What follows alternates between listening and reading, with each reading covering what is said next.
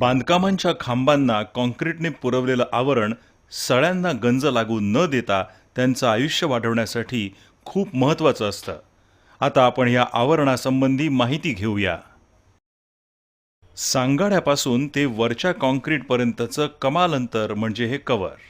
Beams आणि कॉलम्ससाठी लावलेल्या तुळ्यांच्या बाहेरच्या कडांपासून काँक्रीटच्या बाहेरच्या पृष्ठभागापर्यंत हे मोजलं जातं. हे सळ्यांना गंज चढण्यापासून बचाव करतं आणि आगीपासून संरक्षण देतं. ह्या आवरणामुळे इमारतीचा टिकाऊपणा वाढतो.